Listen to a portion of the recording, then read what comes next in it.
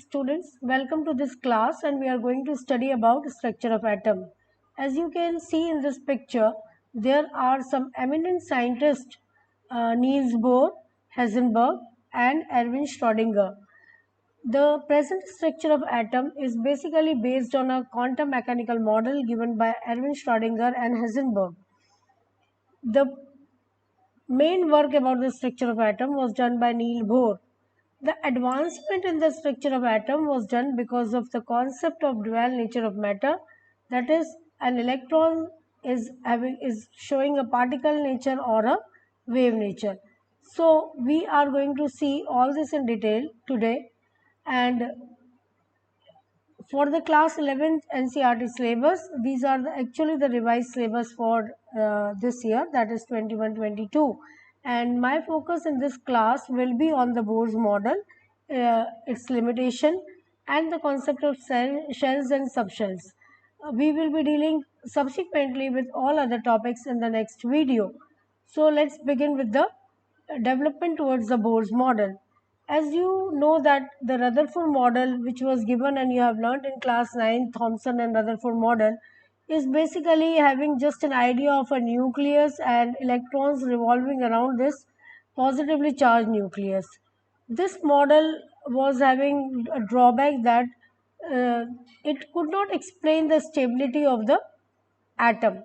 Why? Because the classical mechanics says that if any charged particle is accelerated, it will emit radiation and lose energy. Certainly, you need to understand that, because if suppose you will be doing work the whole day, ultimately you will lose your energy and will fall down. So why not the electrons have fallen into the nucleus?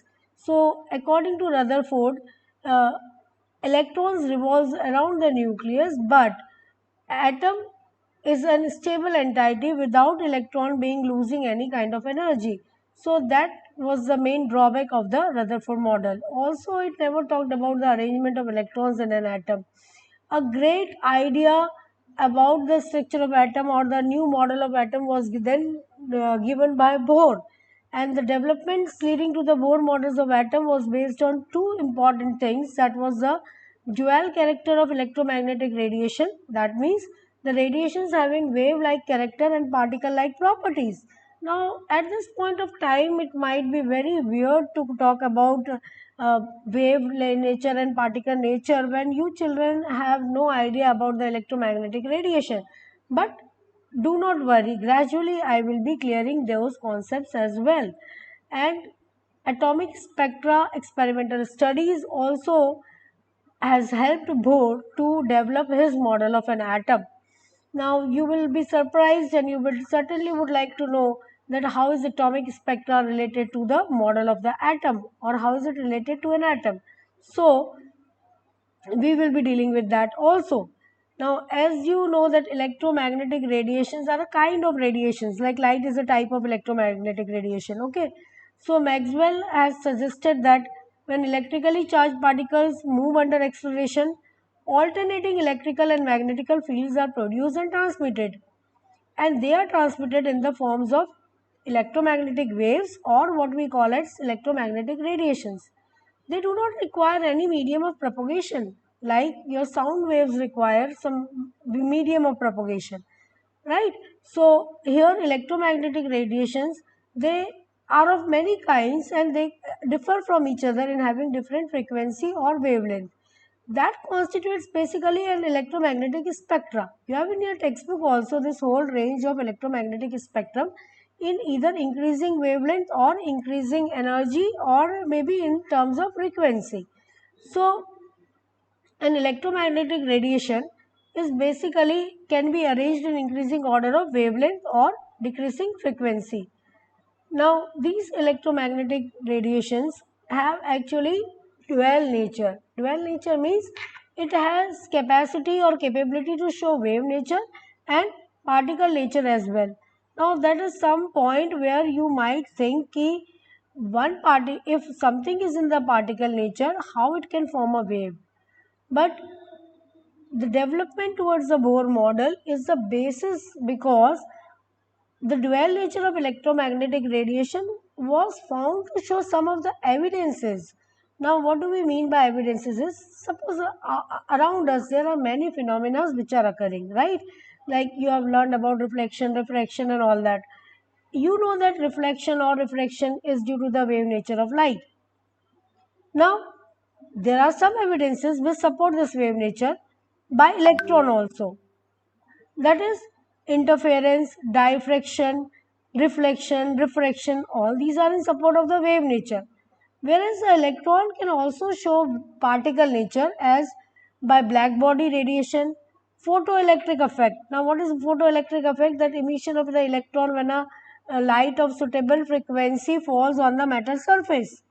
Now, electron leave the orbit and uh, using the Planck's quantum theory, Einstein has explained this photoelectric effect, though that is not in much detail right now. But here we can count even the number of electrons emitting out. So when we are counting the electrons, we are supporting the particle nature. Then the variation of heat capacity of solids as a function of temperature also supports particle nature of the electron. Like how the elements are discovered. Let's talk about that. That's very interesting part. Suppose now today I claim that I have discovered an element. How will I say that that element is actually a new element? Each and every element is having its own spectrum. Like we people have a specific fingerprint. We want to catch hold of somebody, we can trace the fingerprint. Similarly, each and element, every element has a specific spectrum, and these line spectrum of atoms are their fingerprints. So line spectra of atoms are also supporting the particle nature. Gradually you will see that how is the what are the spectrum types and how are they being formed. Now, Planck's quantum theory was given, and Planck has assumed that radiation could be divided into discrete chunks of energy or the bundles of energy. A very small formula was given by Planck's: E is equal to h nu, where E is the energy and nu is the frequency and h is the Planck's constant. Now, this energy is integral multiple of any number, so we can also write E is equal to nh nu.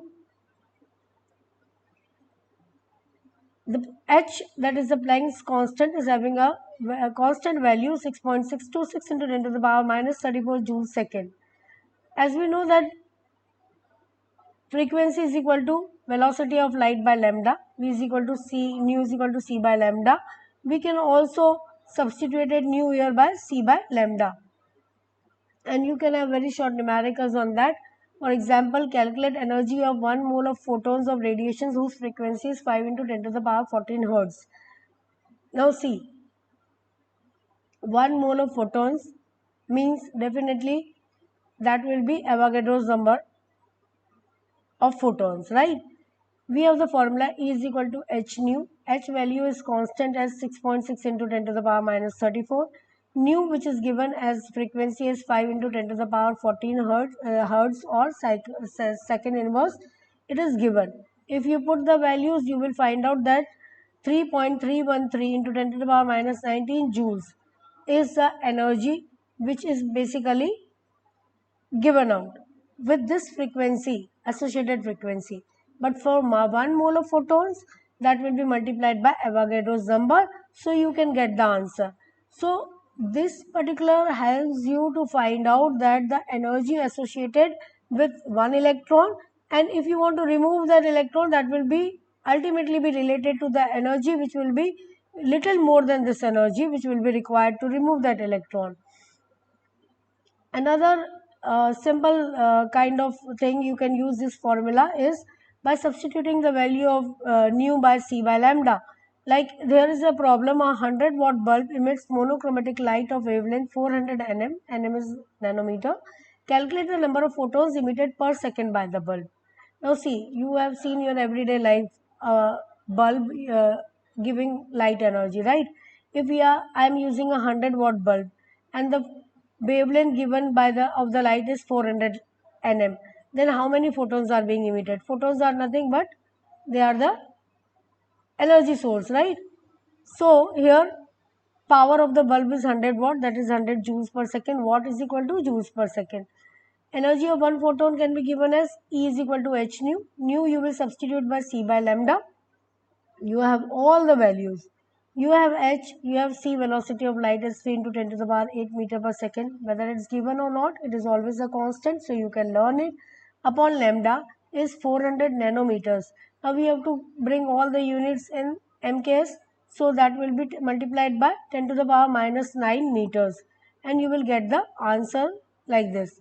Now, when the power supplied is 100 joules per second and the energy utilizing is 4.9 into 10 to the power minus 19 joules say.